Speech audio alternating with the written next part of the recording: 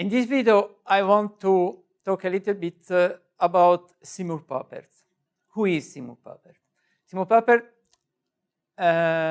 was born in South Africa in 1928, and he passed away a couple of years ago. And he was a mathematician. Then he went to Geneva to take a PhD, but in psychology. So we have a mathematician who went to make a philosophical doctor study for 4 years with, in this case, with Jean Piaget, the most famous psychologist, who is one of the fathers of the constructivism learning theory. So we are in front of a very peculiar personality with a very peculiar scientific background. After this PhD, Seymour Papert went to the MIT, Massachusetts Institute of Technology, where in a few years he became director of the Artificial Intelligence Laboratory in the 60s, 70s, together with Minsky, which is a famous mathematician. And he worked at several fields of artificial intelligence topics, and in particularly there he developed the Logo programming language. In an extremely interesting way, because at this point Seymour Papert was a mathematician, was a computer scientist, and a pedagogist as well. And this is a very rare combination, I would say unique. And his Logo language was on one side very successful, and on the other side a complete failure. It was successful because still now the internet is plenty of Logo implementations.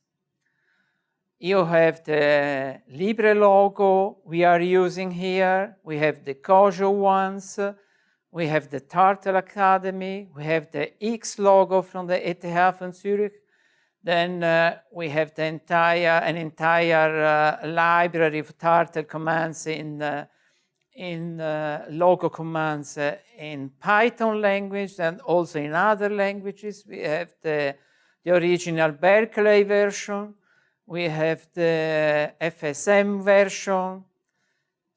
So it's plenty of, and even we have in all branches of evolution used for the study of population simulations. So what? Why a failure?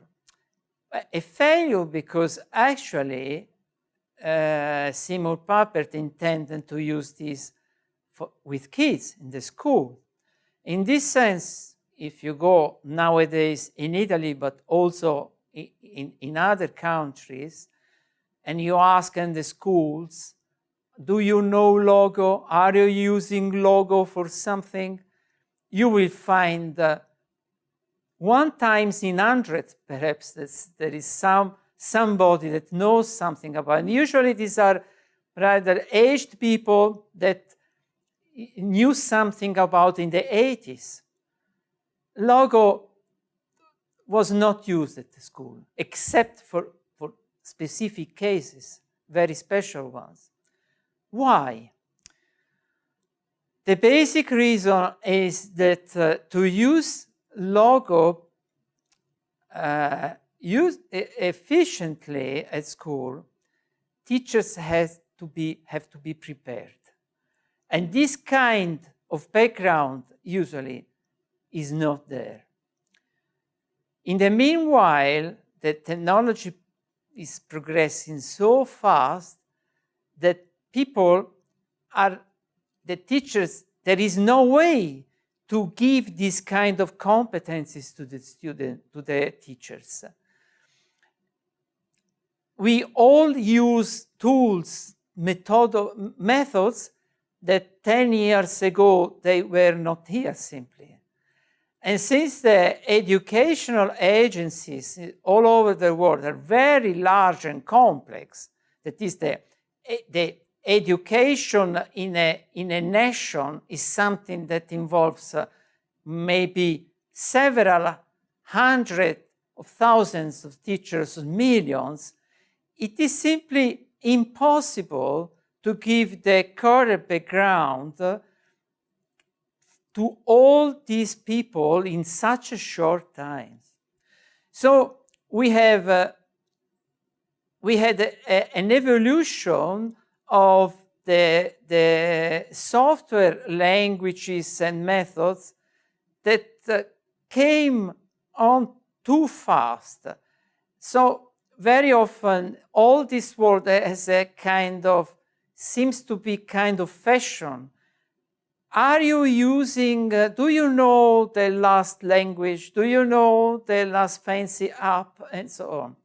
And the lessons, the pedagogical lesson of Simon Papert was completely forgotten in this.